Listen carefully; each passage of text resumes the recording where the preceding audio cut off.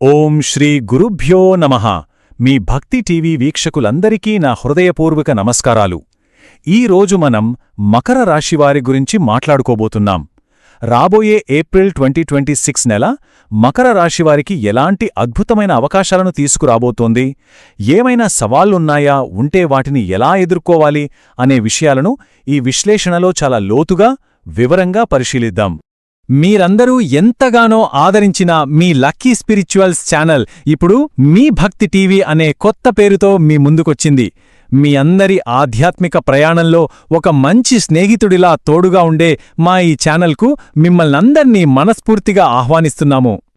అయితే ఒక చిన్న ప్రశ్న, మీరు మా ఈ పెద్ద భక్తి కుటుంబంలో సభ్యులుగా చేరారా? ఒకవేళ మీరు ఇంకా మా ఛానల్కు సబ్స్క్రైబ్ చేసుకోనట్లయితే దయచేసి ఆలస్యం చేయకుండా ఇప్పుడే వెంటనే సబ్స్క్రైబ్ బటన్ను నొక్కండి. ఇప్పటికే మీరు మా కుటుంబ సభ్యులైతే కింద కమెంట్స్లో మీ నక్షత్రం పేరు కానీ లేదా మీ రాశి పేరును కానీ తప్పకుండా టైప్ చేయండి. మీ కమెంట్ మాకెంతో ప్రోత్సాహాన్ని ఇస్తుంది. ఇక మకర రాశి వారి విషయానికి వస్తే ఏప్రిల్ 2026 నెల మీకోసం అద్భుతమైన వార్తలను మోసుకొచ్చింది. ఇది ఏదో ఒక సాధారణ నెల కాదండి. సగటు కంటే కూడా చాలా మెరుగైన ఫలితాలను అందించబోయే శుభప్రదమైన సమయం. గ్రహాలన్నీ మీకు అనుకూలంగా కదులుతున్నాయి కాబట్టి మీ జీవితంలో ఒక స్థిరమైన పురోగతికి బాటలు పడుతున్నాయి. సో కొత్త ఆశలతో, కొత్త ఉత్సాహంతో ఈ నెలను ప్రారంభిద్దాం.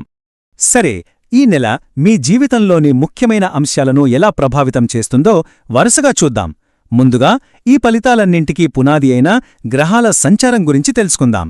ఆ తర్వాత మీ వృత్తి, వ్యాపారం, ఆర్థిక పరిస్థితి, కుటుంబ మరియు ప్రేమ జీవితం, అలాగే ఆరోగ్యం, విద్య, ఇలా అన్ని విషయాలను వివరంగా చర్చిద్దాం.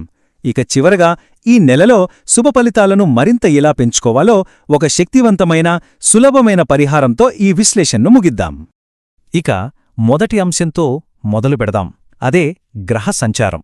చూడండి, ఆకాశంలో గ్రహాలు ఎలా సంచరిస్తున్నాయో అర్థం చేసుకోవడం చాలా ముఖ్యం.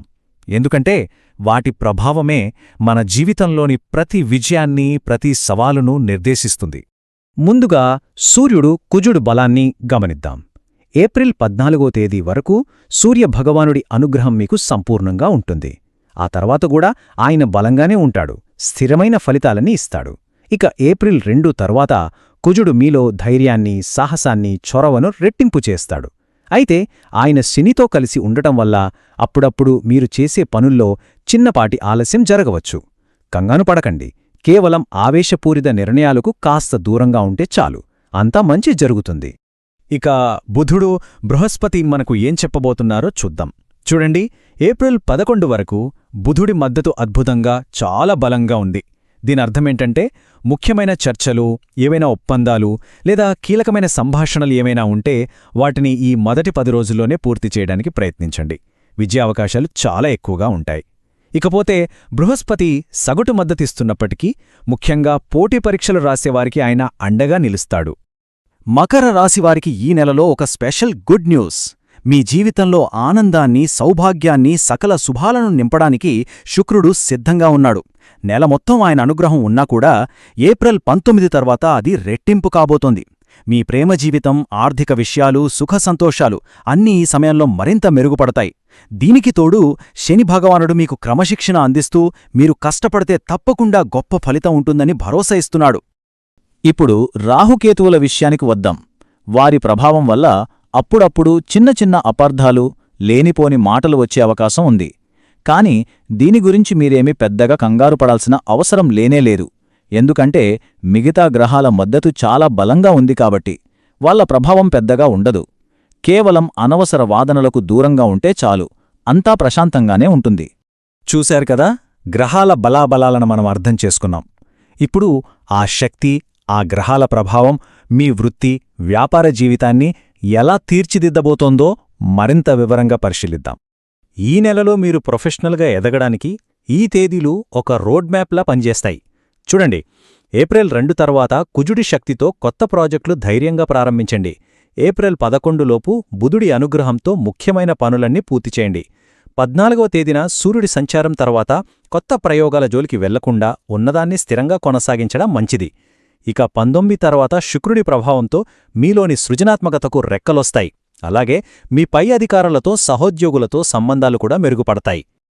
ఒక్క మాటలో చెప్పాలంటే వృత్తిపరంగా ఇది మీకు చాలా బాగా కలిసి వచ్చే నెల.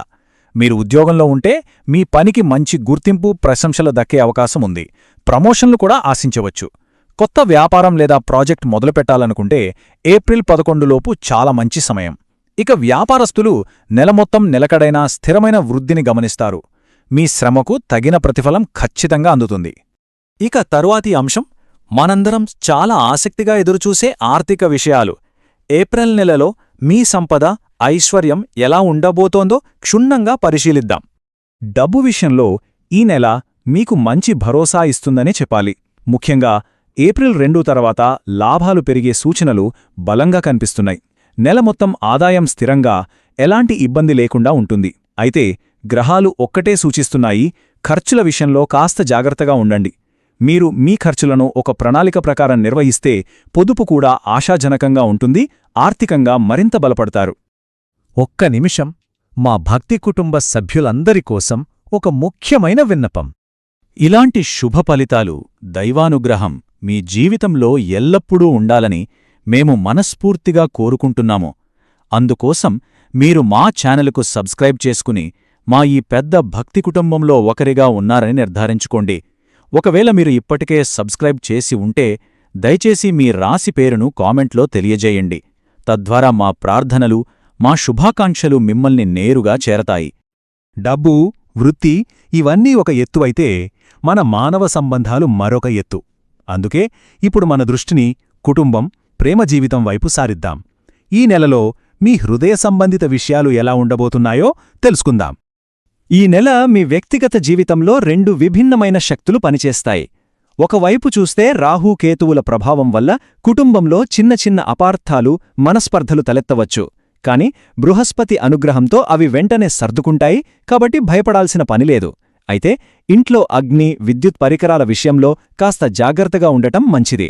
ఇక మరోవైపు శుక్రుడి బలమైన మద్దతుతో మీ ప్రేమ జీవితం చాలా సామరస్యంగా, అన్యోన్యంగా, ఆనందంగా ఉంటుంది.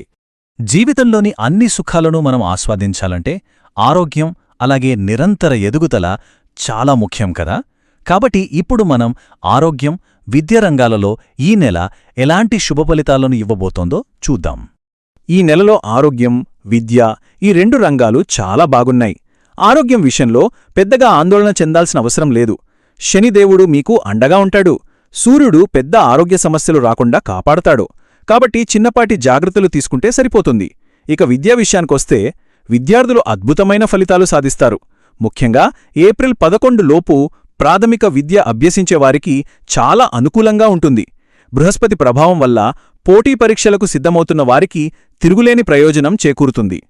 సరే, ఇంతవరకు మనం గ్రహాల అనుకూల, ప్రతికూల ప్రభావాల గురించి చాలా వివరంగా తెలుసుకున్నాం. మరి సానుకూల ఫలితాలను ఇంకాస్త పెంచుకోవటానికి, ఏమైనా ప్రతికూలతలు ఉంటే వాటిని తగ్గించుకోవటానికి ఏం చేయాలి? ఆ మార్గం ఇప్పుడు చూద్దాం. ఈ నెలలో రాబోయే శుభఫలితాలను రెట్టింపు చేసుకోవడానికి ఏదైనా సులభమైన, ఇంకా చెప్పాలంటే చాలా శక్తివంతమైన మార్గం ఉందా అనే ప్రశ్న మనందరి మదిలోనూ మెదులుతూ ఉంటుంది. దానికి సమాధానం ఖచ్చితంగా ఉంది. ఈ నెలకు సూచించబడిన ఆ పరిహారం చాలా సులభమైనది, కాని అత్యంత శక్తివంతమైనది. అదేమిటంటే పక్షులకు ధాన్యాలు తినిపించడం. ఇది ఒక నిస్వార్థ సేవ. మనం చేసే ఈ చిన్న పుణ్యకార్యం సానుకూల విశ్వశక్తులతో మిమ్మల్ని అనుసంధానిస్తుంది. శని మరియు ఇతర గ్రహాల ప్రతికూల ప్రభావాలను తగ్గించి మీ జీవితంలోకి సకల శుభాలను ఆహ్వానిస్తుంది.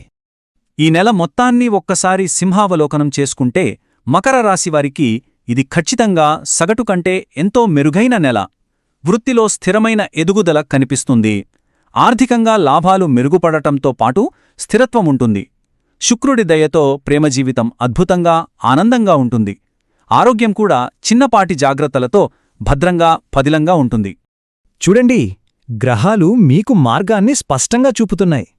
ఇప్పుడు అసలైన ప్రశ్న మీకే.